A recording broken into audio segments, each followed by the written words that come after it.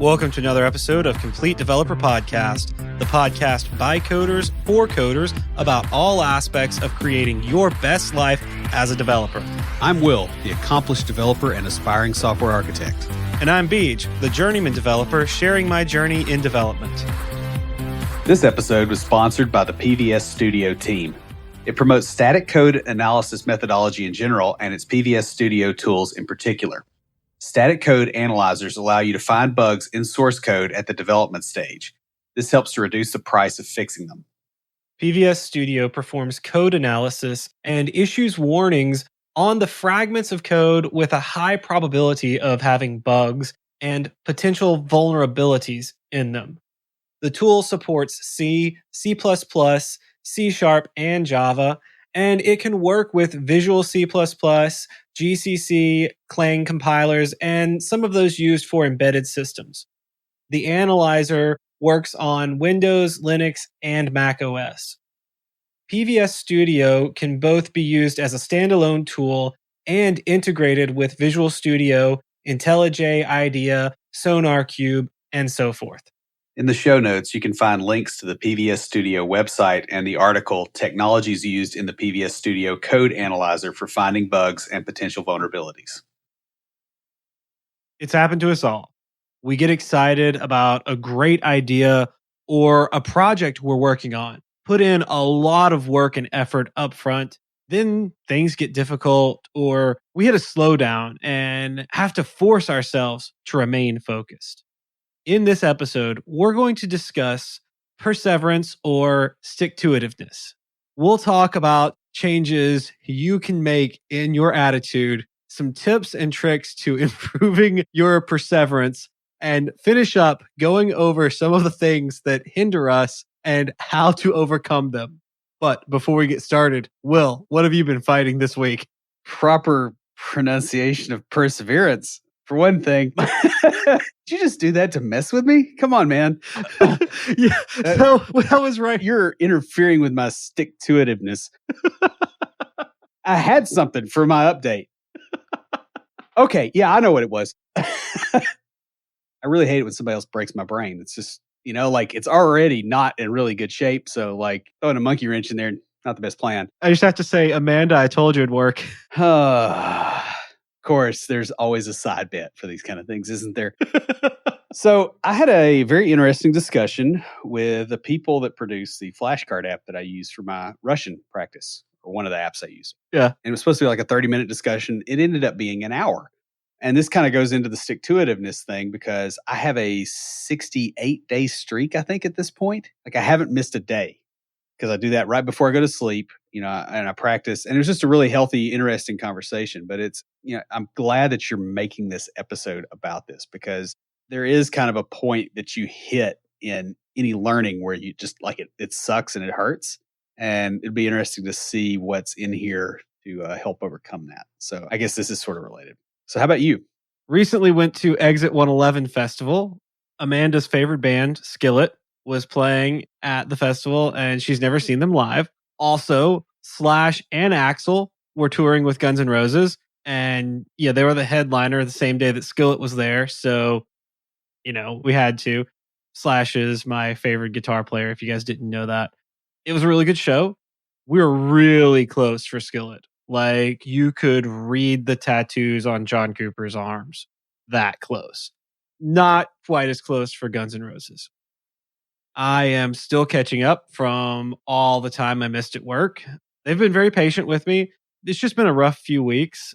Unfortunately, I've basically been relegated to solving the difficult bugs from older projects that the other developers couldn't resolve while I was away. So that's pretty much what I've been doing. I'm really glad that the topic is something that is going to help you out. Since we're talking about having kind of a right mindset, I've got a book about that this month for book club.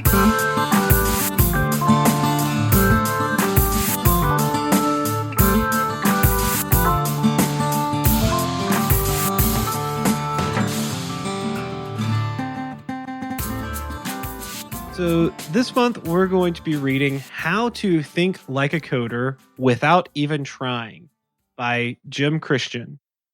This is a fun book just from the first look at it. It's designed to teach problem solving to any age and comes with kind of a fun, lighthearted graphics that are really engaging.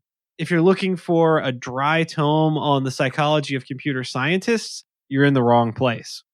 This is basically a workbook of fun problems to solve. And it's broken into 4 sections: learn how to think like a coder, solving problems, learning the language, and taking it further.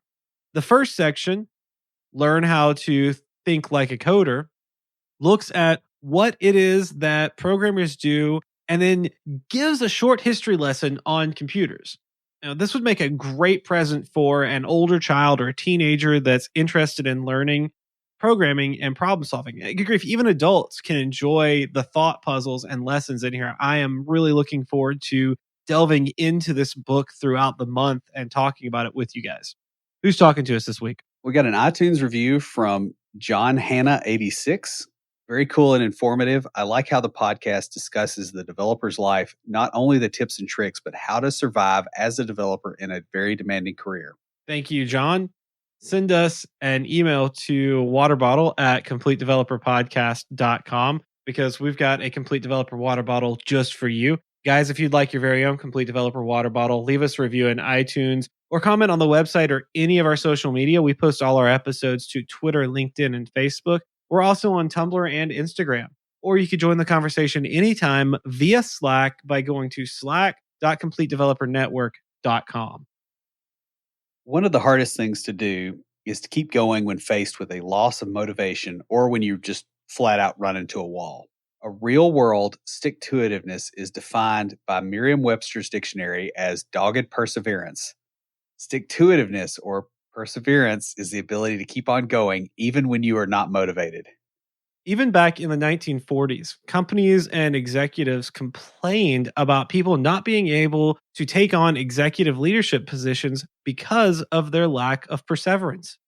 Even then, they were saying that people were changing careers frequently, and very few had the ability to stay with a job long enough to move up into an executive role. When you have long term goals to achieve, whether they are related to your career, education, or personal life, you need to be able to stick to your plan to achieve those goals. Starting out, you'll have lots of motivation to work towards your goal, but with time and increases in distractions, you'll have to persevere in order to make it to your goals. You're killing me, man. Is that like the thing you're stick-toing is like mispronouncing the word because it just drives me up the wall. I need to stop. I will from now on. I'll try to remember not to. Right. I believe you. You don't know how many times I ran through this practicing saying it the wrong way so I could do it with a straight face. Yeah. I mean, you and I have both got a tendency to, if we're going to pull a prank on the other one, we will practice extensively. So, like, I ate natto, which is Japanese fermented soybean, once a week for like 6 months so that I could eat it with a straight face and try to trick you into eating it. And then you moved away. So, like, I get where you're coming from. It's just, man, it hurts. We definitely have the prank perseverance. Yeah. Ugh. All right. So, we're going to talk about 3 areas to help improve your perseverance. Attitude changes are things that you can do internally to adjust the way that you perceive perseverance. That's a tongue twister. These will be the most difficult, so we're discussing them first. Next, we'll go over several tips that you can do to help increase your perseverance. Finally, we'll discuss some hindrances you may face and how to overcome them. I was really hoping I'd get to say that paragraph with the mispronunciation. I practiced that one a lot. That's why I took it from you, is because I'm here to steal your joy. All right. So first, we're going to talk about attitude changes for perseverance to make Will happy. Make me literate. I know he's struggling right now, y'all. You can't see the look on his face, but he cringes. It's funny. So number 1 under here, don't allow yourself an easy out. Start with speaking purpose over what you plan to do. Talk about things as if they're already happening now. And when I say this, I mean be specific in your statements. Use present active statements. Yeah. So you say you're doing the thing, not that you have done it. Mm-hmm. Saying that you've done something, even if you haven't, can bring satisfaction and reward. This is kind of why I tend to keep goals a little bit private until I've kind of got the sunk cost in, Hmm. is because I feel okay with it and then just walk away from it. And this kind of short circuits that. The goal here is to, self motivate and to have an attitude that helps you move along. So you're changing your attitude. There's a difference here between using Will as an example, him saying, I'm going to start taking Russian lessons, or I am learning Russian, and him saying, I know Russian. Right. Which I still won't say because declensions and verbs of motion. And yeah, spelling's not so great either. Yeah, this is going to drive you to make it happen. And other people will catch on and start speaking your purpose as well. A great example I have of this is the creative group that I'm in at church. Our group leader, when we have new members start coming to it, immediately starts calling them artists and creatives. Right. Even if they won't call themselves that, she does. And it starts that mindset. Everyone else in the group calls them an artist, calls them a creative. And it's speaking that purpose. When I started coming and they were calling me that, that drove me to want to be more. For example, I'm a musician and a photographer. Will is an author who speaks Russian. But I don't write anything in Russian like Yet. public consumption yet. Yeah. Let's keep this within the I don't want anybody getting expectations just yet because it's hard. Yeah. But the big deal here is to give yourself something to live up to. Yeah. Perseverance is increased when you know you have to live up to something. By setting goals that will build on one another, you will build an internal desire to keep going. Just so, example, I kept using the term perseverance and it got in Will's head and he stopped himself, but he almost said it.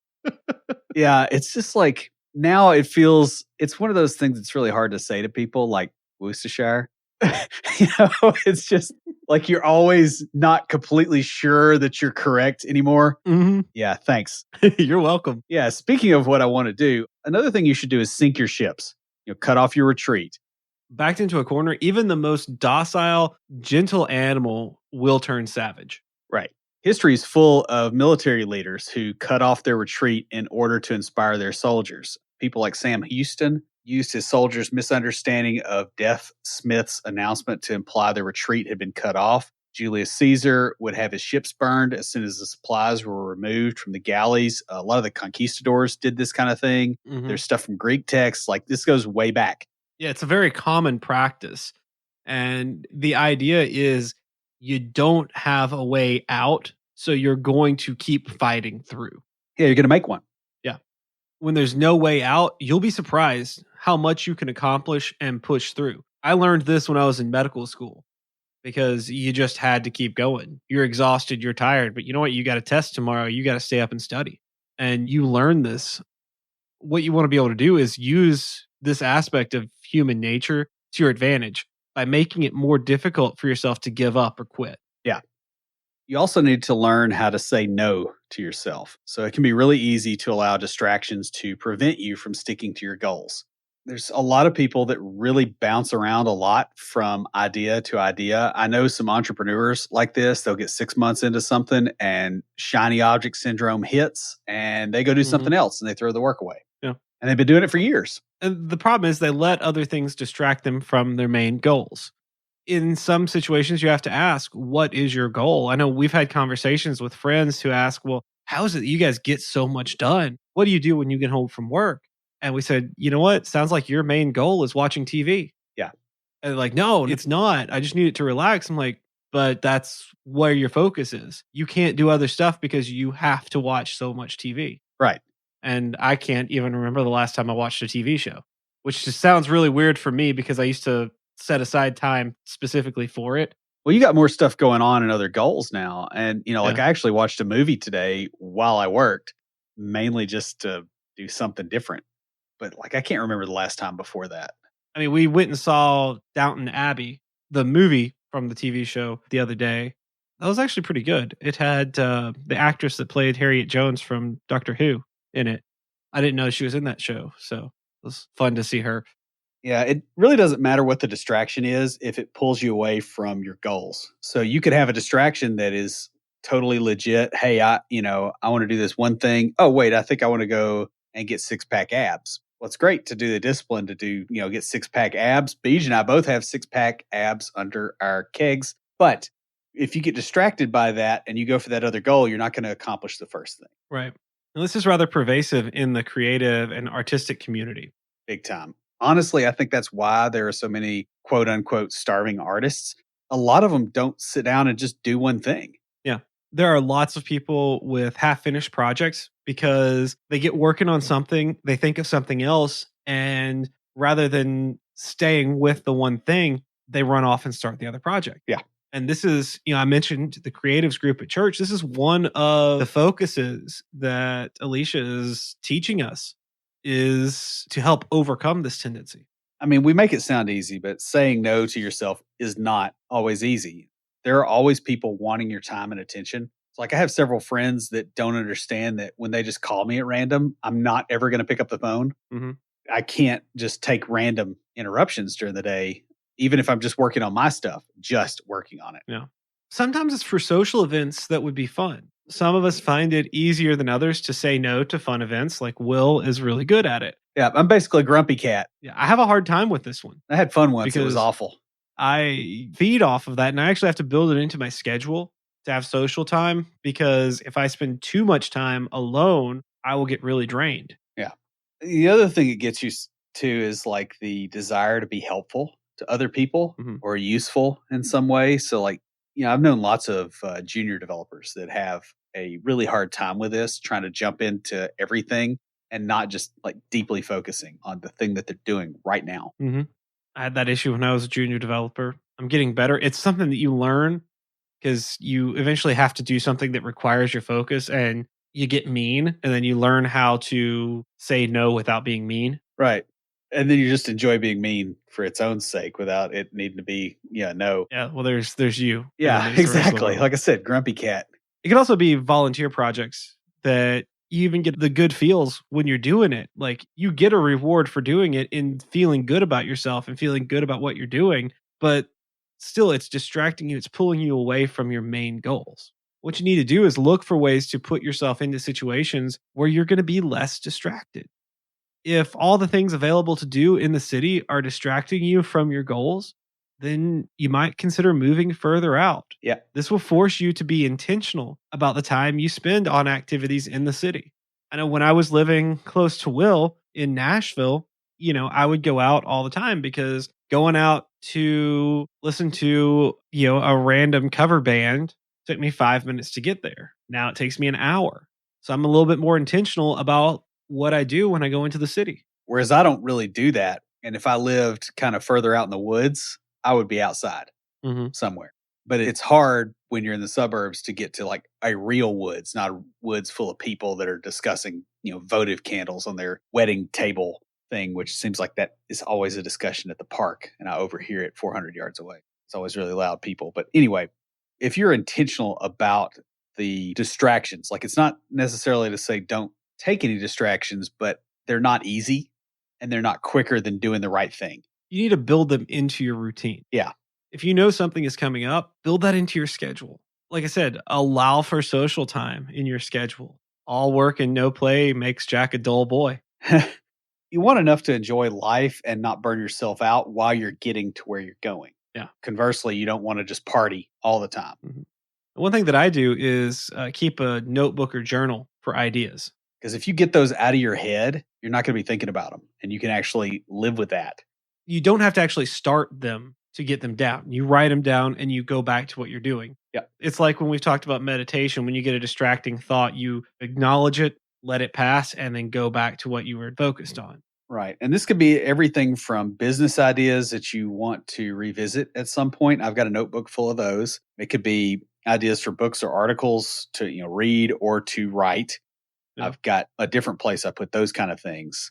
I do the same thing. I have an artistic journal and it's got everything from ideas for paintings I want to do to like the startings of poems, like little snippets of, all right, I want to come back and work on this at a later time, to like one or two lines of, all right, I'm going to do something with this, but I don't know what, Yeah. to full drawn out ideas that I was driving down the road and I had this idea. So I pulled over and went to a coffee shop or a bar and sat down and wrote it out. Yep. Done that. J.R.R. Tolkien, the line, in a hole in the ground there lived a hobbit. Like he wrote that during the war Mm-hmm. and didn't actually write the book until like decades later. But he had that one Mm-hmm. line and he got it out of his Yep. head and went on with life. So we talked about it's not always easy. Well, the next thing is you want to pretend that it is easy, even if you're barely able to finish. Right. So like you're a language learning master, even if you're struggling. Yeah. The attitude with which you approach a problem affects how well you'll solve it. This really hit me with my guitar lessons. I always thought I don't have the talent, so I'll never be able to learn to play guitar until I started learning programming. And I have a bit of a talent for that, but I saw how much skill goes into actually being effective. Like my raw talent didn't get me very far. It took a lot of work and practice and skill to get to being employable, even. And so I started to realize, hey, that applies in other areas. Then I started taking lessons, and my guitar instructor, he would present me with like a really difficult thing. It's like, it's really easy. Let me just show you how easy it is. And he'd show me, and I'd go and I'd work on it, and I'd work on it. And I'd struggle with it, but I'm like, he said it was easy. I'm going to get this. It's got to be easy. I'm going to get it. I'm going to get it, and now I'm like, just for fun, I play the opening riff of Sweet Child of Mine, which is really complicated. Yeah. And I was showing a friend of mine who's been playing guitar for years, and he's like, I thought you said you didn't have any like raw talent. He's like, you've only been at this for a few months. I'm like, I was told that was easy. Yeah. Yeah. I do something similar. I try to read one article on the BBC's Russian site every day. Yeah. It is hard, like looking at it, but if you just tell yourself the entire time, hey, this isn't that bad because idiots read the BBC all the time, so I should be fine. Yeah. It's like they don't do it in a foreign language, but you can kind of head fake yourself and go through with it. Go for it. Yeah. Yeah. That's smart. That's the same exact thing. One thing though, this is something you have to control yourself. Because like I said, for me, my guitar instructor told me, "Hey, it's easy," and that was what I needed to hear. He's a good teacher. Other people may try to influence how you view your goals or how you accomplish them. And it's up to you to control how you perceive your challenges. For example, discreet. Everybody told me how difficult it is. Even Will told me, you're in for it. It's horrible. It's terrible. And Will had a bad experience, but I'm only halfway through the class, but I'm enjoying it. It doesn't seem that difficult to me, mainly because I go into class and I'm like, all right, I'm smart. I can get this. And then the teacher's like, oh, it's real easy. Let me show you. And I don't let it head fake myself out, if that makes sense. Yeah. So next, and this is the last thing under the attitudes that need to change, and that is that you need to learn tactics for plateaus, not just the cliff faces. I'm so glad you did not mispronounce that one.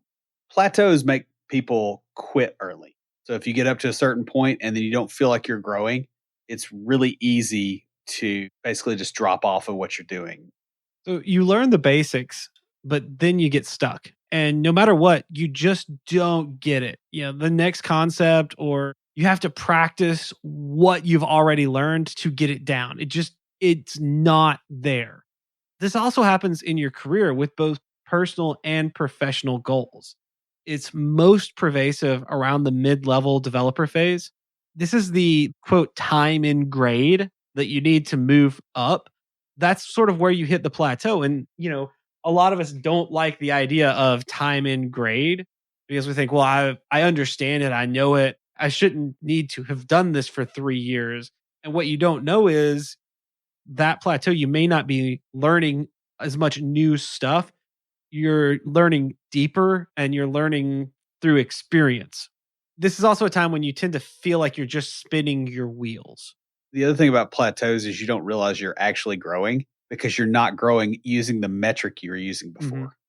So you're not learning new design patterns or new pieces of syntax in your code. You're learning, hey, if I do things this other way, this hurts more 4 months down the line versus, oh, this is a new trick. Right. These boring times of little forward progress make you feel like you won't ever get any better. What's hard to understand is that you're growing, like Will said. I felt this way about my guitar playing recently.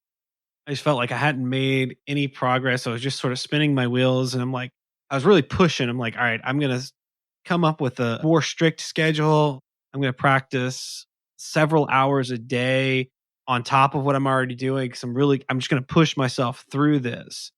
And then I went over to a friend's house and we were just sort of playing around and I started playing something that he had been helping me with a few weeks ago and he's like, "Whoa, man, you've made a lot of progress since the last time I heard you." Yeah. It was only 2 weeks ago. I'm like, I didn't hear the progress, but he did.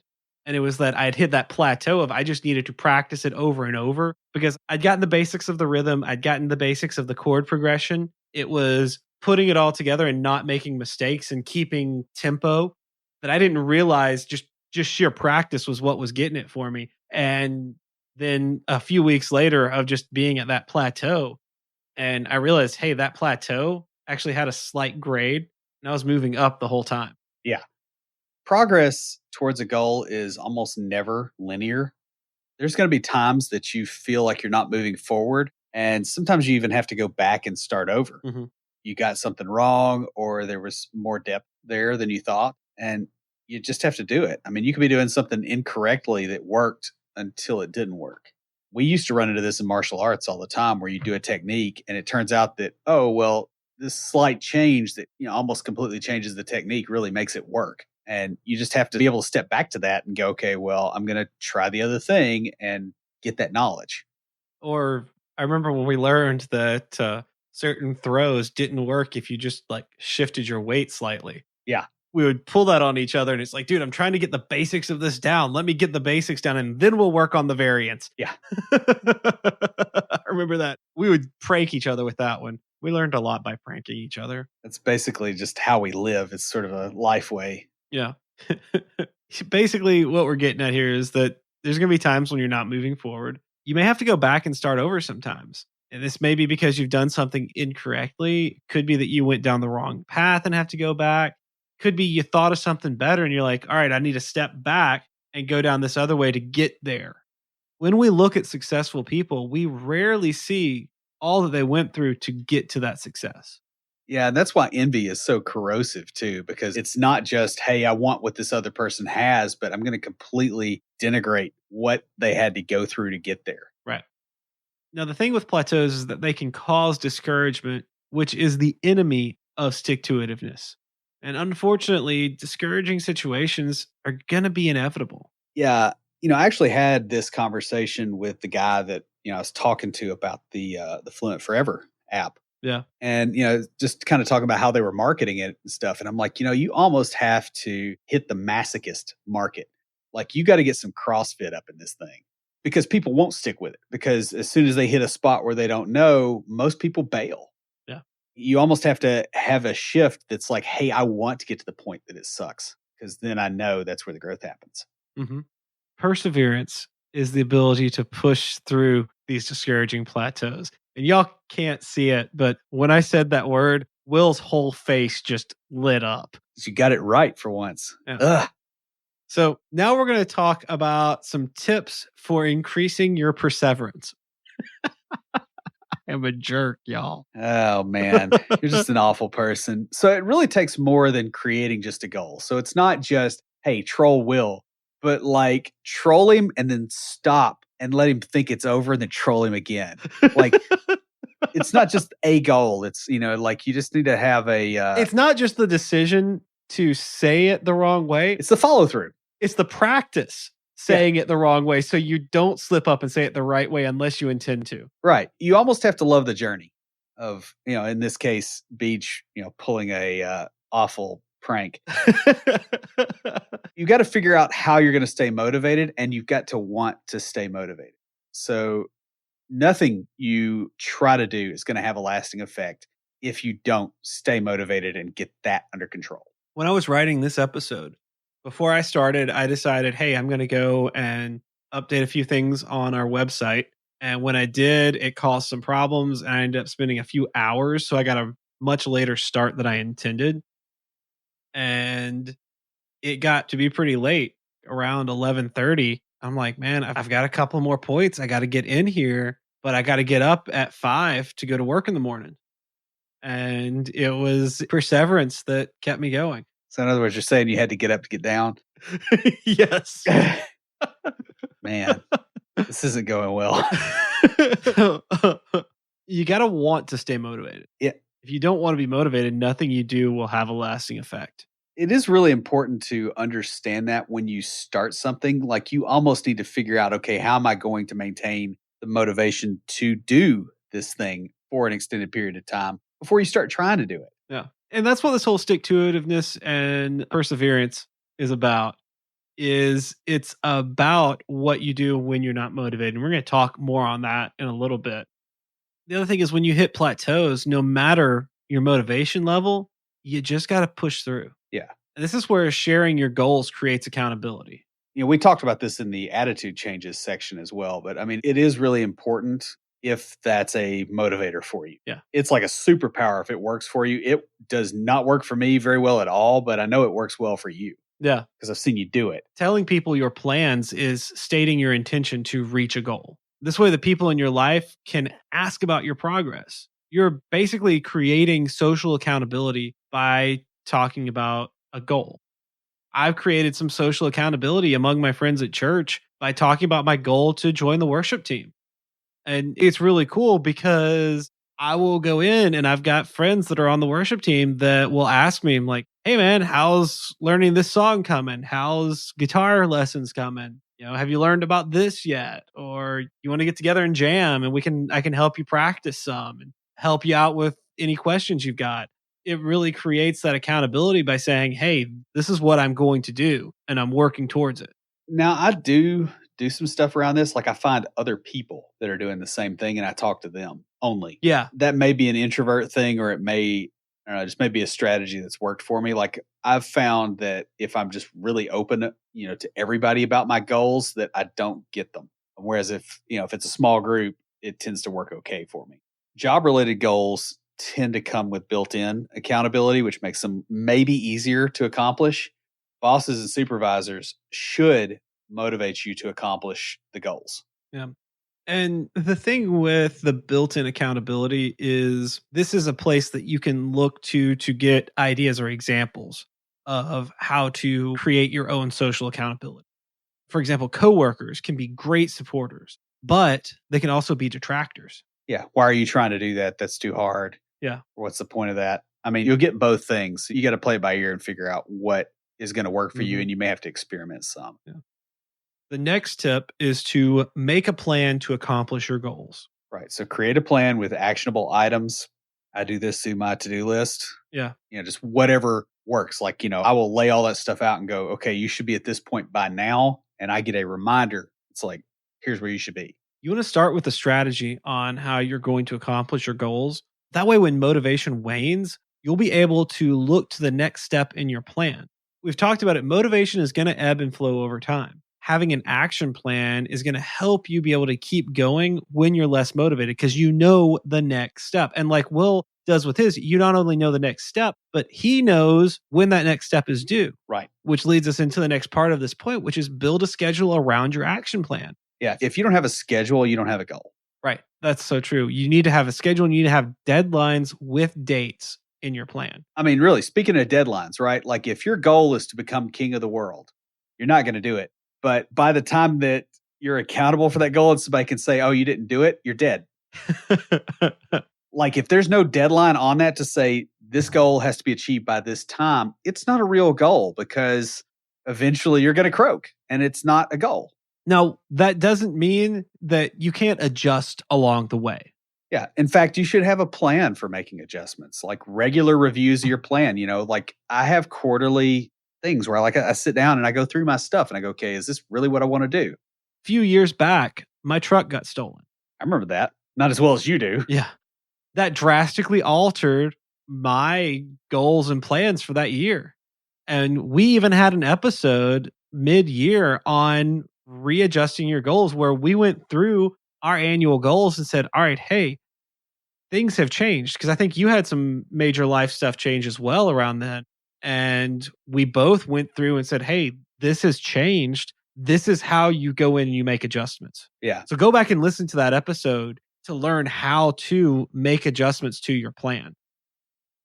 The next tip is allow yourself to mess up from time to time. Yeah. You're going to have times that you have less motivation. It's just going to happen. If we could be motivated and inspired all the time, we wouldn't need perseverance. Yeah. Don't allow times of less motivation to completely derail your goals. If you understand that it's going to happen and you allow for these times in your plan, it will help you get back up when your motivation wavers. I did that when I was dieting, when I was doing the keto diet. Keto, not keto. That's the diet of Ecuador.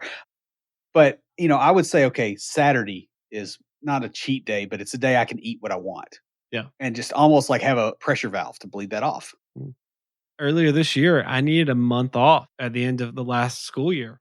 I think I took May. Yep, you did. Will was like really pushing. He's like, "No, I'm motivated. I'm rolling." It's like, "Now that your school's into, we got to jump on this stuff." I'm like, "Dude, I am burnt out." Yeah. We got into it a couple of times, like some real like head-to-head arguments on it on Hangouts, and I'm like, "Look, I want to do this stuff, but you got to give me some time to recover. It's either going to be May or June. You pick a month." Yeah. But I'll tell you, I'll be better in June if you give me May. Which I did. And he did. And then we scheduled a meeting for June 1st. Yeah. The other thing too is if you've scheduled this stuff, you have to get back into it.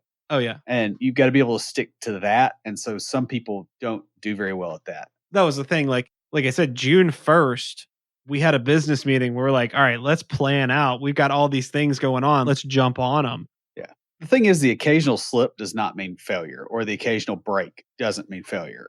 There's going to be times you go down the wrong path, or times that you miss, or somebody dies in the family, or you move, or you get sick, or something like that. And you're going to not be able to do what you're supposed to do. Yeah. You've got to kind of decouple the emotional component of that and go, okay, I didn't do it yesterday, but I'm doing it today. Allow yourself the ability to recover from these mistakes.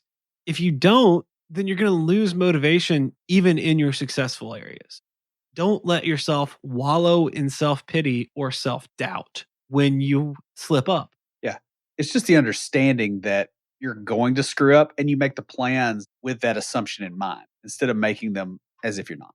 The trick is to get back on track tomorrow or as soon as possible.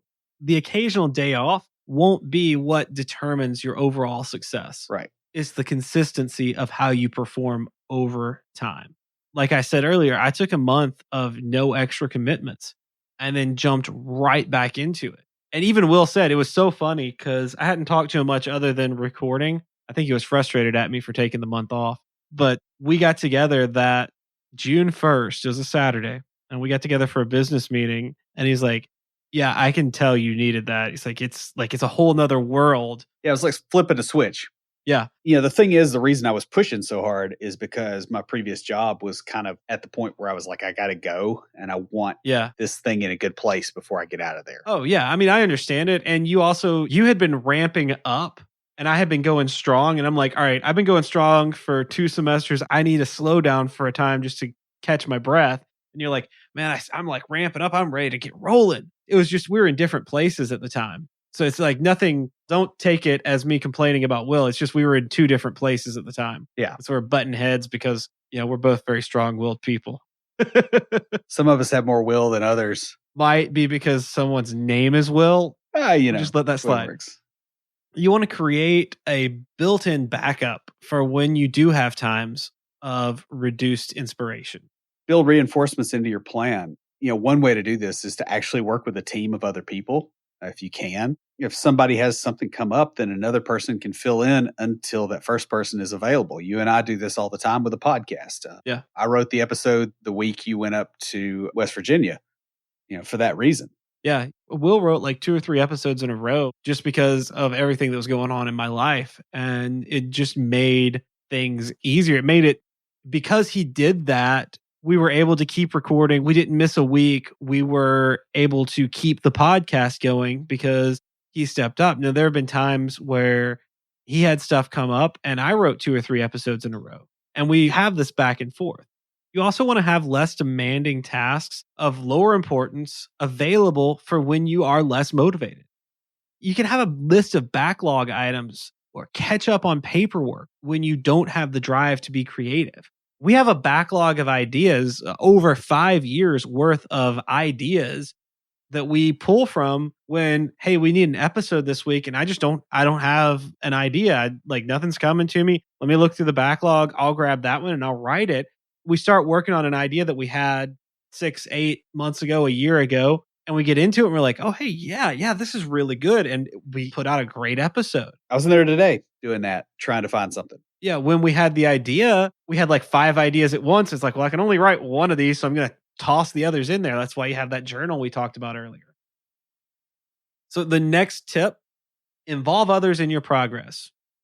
We've talked about telling people about your goals. This is while you're working on them. Get feedback from colleagues and friends. This is something that Will talked about doing. Talking with trusted colleagues and friends who are on a similar path and support you can help you when you're feeling less motivated. Yeah. They'll also be the ones that let you know if you're going down the wrong path and call you out on it. A mastermind group is good for that. And I've got one of those. When I started making wine, for the first little bit, I didn't make it a lot. But then I asked the guy at the winemaking shop, I was like, how do I get better at this?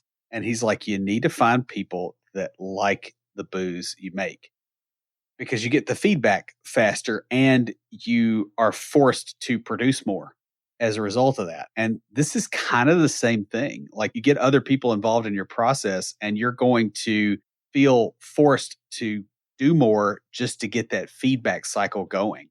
And it really does. It really helps improve a lot. The other thing it does is they can see when you're getting less motivated and they can point that out to you before you really notice it and you notice the effects.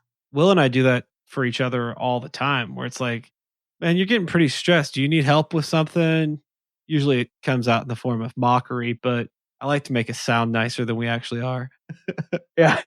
Also, share your progress along the way. Let those who support you know about your progress. We do this with the podcast. We know we have thousands of people out there supporting us in the things we do. And so we like to share our progress and our, successes with y'all. We also like to let you guys know when we found things that don't work so y'all don't make the same mistakes as us. Yeah.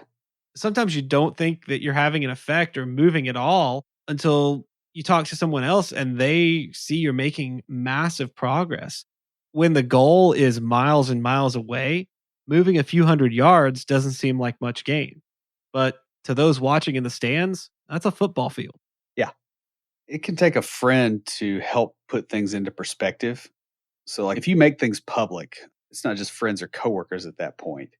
Just little stuff like creating a talk on a topic that you want to learn. Yeah.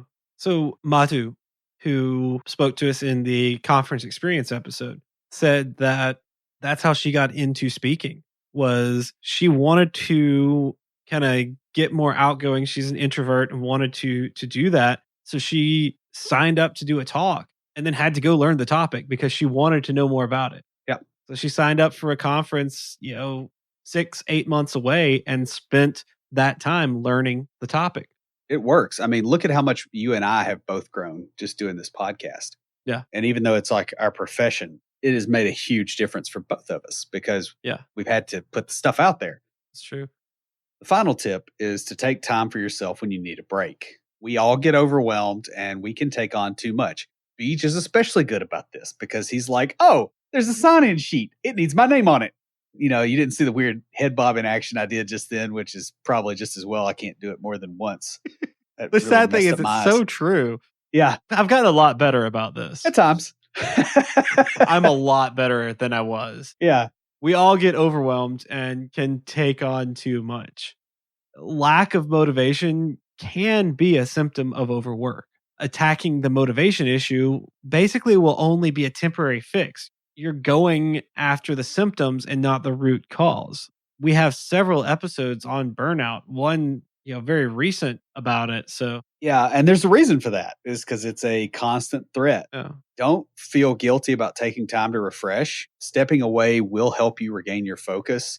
Like we both have so many stories on this stuff. I remember when I very first started in development, I would get frustrated. Apparently, I like to slap the hands of my chair when I get frustrated because my lead developer recognized that and he would be like, dude, you're slapping your chair more than I hear you typing. Why don't you go on home? Take the rest of the day off. And so I would, and inevitably, almost every single time he'd send me home, I would solve the problem on the drive. I wouldn't be thinking about it. I'd be like listening to music or something, but on the drive home, I would come up with the solution. I'd get home, pull out my laptop, knock it out, and I'd be like, boom.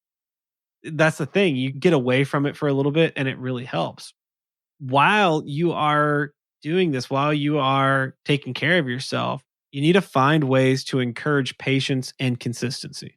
Right. It can be really hard not to pursue every idea that comes to you. Like when you take a break, it's fine to write the ideas down. Just go, I'm not executing right now. I'm in no op mode. The thing is, a lot of those ideas, most of them are great and could lead to lots of success if ever completed. The key there is if ever completed. Right. You're not going to complete anything if you keep bouncing from idea to idea. So you need to look for ways to keep yourself focused on your current task, such as all the tips that we just covered. Right. So now we're going to get into overcoming some hindrances to perseverance. First off, fear and negative beliefs hinder you from accomplishing your goals. A lot of people find themselves in the habit of quitting, and it may not be like straight up outright quitting. Instead, it's just letting things decay to the point of not doing them anymore. Mhm. When you quit something, you reinforce the limitations you put on yourself. And eventually, you'll develop a habit of quitting. Yeah, just as soon as it gets difficult. Like everybody's seen that kid that as soon as they can't play the game, they're just bad at it as far as they're concerned, and they'll never play it again. You don't want to do this as a kid or as an adult. Like this will not improve your life. Like you got to lean into the hard stuff. There's almost a sense of unworthiness, and that becomes a deeply rooted belief that limits your ability to actually push through and persevere. Yeah. It creates a cycle of fear and negative belief and further reinforces the bad habit you develop around quitting. Like, you want to get yourself, if you can, around people who will call you out on this or will not let you fall into this. Like, I was saying something and it was just you know, one of those, well, I'm just terrible at it kind of things. Oh, I know what it was. I was practicing my guitar. Amanda was over doing something and I messed up and I'm like, gotta start over. Like, I'm probably not gonna get it right this time either. And she's like, don't say that. Like, she called me out on it. Like, just no, say you're gonna do it. You're gonna perform perfectly. And she was right because I have built this cycle of I'm bad at musical things. It's easy for me to fall into that habit of saying, oh, I'm not gonna get it right this time. Yeah. She called me out on it. I'm like really appreciative of that because I'm like, I need that. I need someone being like, no, you're going to do it right. Don't tell yourself you're going to do it wrong. And it's especially true when you've had prior bad experiences with the thing. Yeah. Holy crap. I mean, language class in high school made me convinced I could not learn a foreign language. Yeah. Fears are deep seated emotional manifestations of self limiting beliefs. Fear of failure is the fear that you won't get something done correctly, that you'll make mistakes, or rejection can be viewed as a form of failure. Yeah. Fear that you don't have what it takes happens when you doubt your own abilities to do something well. So you may fear missing out. That's the worry that you're not going to get a chance to do things that other people are doing. Yeah, I used to suffer terribly from FOMO. I would push myself way beyond my limits because I didn't want to miss out on something that was going on. Fear of vulnerability and exposure occurs when you're doing something and the feedback, either internal or external, is not encouraging. Then you fear being humiliated or looking silly or stupid. Yeah. And you may be afraid too of making the wrong decision. That's the fear that the action you're taking is not the correct one. Like you can be paralyzed for years. I know people that have tried to build like side businesses or people that have remained single longer than they wanted to because they were always trying to make the right decision and they were so afraid to make the right decision that they couldn't make a decision at all. Yeah. And the final one we're going to talk about under fear is fear of success. That happens when you fear that you won't be able to handle the success. Yeah, or that it'll change you or anything. Like this is something I hear all the time that bugs the crap out of me. When people start talking trash about rich people, I'm like, you realize that you are basically installing software in your own brain that says, don't ever be rich. Yeah. Like it's one thing if you say some rich people are awful. I get that because I've met them. But when you just say rich people as a group, you are pretty much deciding to keep yourself out of that group. Yeah. So the final thing we're going to talk about is you need to let go of fears and negative beliefs. Don't try to stop the negative beliefs. Let the fearful thought and belief run its course in the background. This goes back to what we were talking about earlier. Things like in meditation, when you have a distracting thought pop up, acknowledge it. Because if you try to ignore it, that's all you're going to be able to think about is ignoring the thought. Yeah. So acknowledge it and let it move on. Yeah. Admit that your fears exist and move on. Yeah. And sometimes, one trick I do a lot of times is to try to push things to the point where I hit the negative on purpose. Like that's now a goal. Yeah. And then pass through it because like that's the marker. It's like the guy that we used to hang out with that would get shot down by 10 girls at a bar. Like his night was not complete until that happened. I remember him. Yeah. And, there's something to that kind of approach. It's useful if you can deal with that. It's a sales tactic. I remember when I was doing sales, that's something they taught us. Like when I was doing business to business sales, your goal each day was to get 10 no's. Yeah. It's like straight out of sales tactics. The thing is you don't want to dwell on the feelings, just acknowledge them. Right. And accept your state of mind. Yeah. I mean, you got to own up to the reality that you have negative thoughts and fears. Like that's completely normal and you're going to have it regardless. Like, I mean, we've been doing this podcast for a very long time now. I mean, over 4 years. And there are still times that I get nervous about the fact that I'm on a microphone. It's not often, but it still is going to happen. Like it's part of the whole thing. And that's okay. If you don't deny or resist those thoughts, you can move through them. Let your actions lead your thoughts. Choose to do something and then think about the decision later. I tell people this a lot. This is how I do a lot of things that scare most people, that scare me too, but you don't think about it. You go, I'm going to jump out of this plane, and you just jump and you think about it when you're on the ground.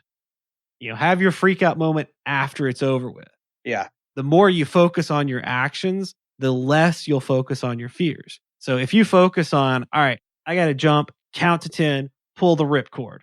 Like you're focused on that process, on what you're going to do. You're not going to be focused on the fear of the ground coming up at you. Can you tell I really want to go skydiving? Yeah, clearly. Basically what this does is it shortcuts the negative beliefs.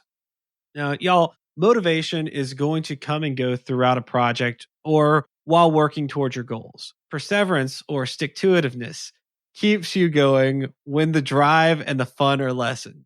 And it's also fun to say it wrong when you can look at Will's face and see him cringe. Use this information to help yourself remain focused and moving towards your goals. That pretty much wraps us up. Before we close everything out, Will, what do you have for us this week for tricks of the trade? One real quick thing to add to the pile. When you're deciding to do something, think about who does that thing and then think about what that person does and then go do that. It's interesting how often you'll see people, for instance, like in fitness, that are like, oh, I'm going to go to the gym every day. And, I'm going to be like a, power lifter. If you actually talk to real power lifters, that's not what they do. They understand a lot more about the process. And so just kind of be careful and go, I'm going to imitate what the successful people in this field do to actually get there. Because essentially you're play acting the part until you get to where you're going.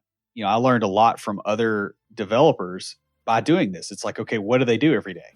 How do they approach a problem? How do they think? Like, let me get into their headspace. Learn to do that. Like, learn to impersonate other people from inside your own head, and you can become those people. That's all I got. Stand by for Titanfall. If you have a question or comment, please email us at neckbeards@CompleteDeveloperPodcast.com. Our theme music is an excerpt from Stand By for Titanfall by Pure Bells, available on SoundCloud and licensed through Creative Commons. The intro music for IoTs is Hillbilly Hip Hop by Jason Belcher. For references, show notes, and to sign up for weekly emails with extra tips and insights, be sure to check out the website at CompleteDeveloperPodcast.com. You can also follow us on Twitter at CompleteDevPod and like our page on Facebook to keep up with news about the show. Catch us each week as we broadcast live, talking about what's going on in the tech world and answering listener questions. Learn more about all of our shows and groups by going to CompleteDeveloperNetwork.com, where you'll find links to Junior Developer Toolbox, Developer Launchpad, and our other communities. Thanks for listening. See you next time.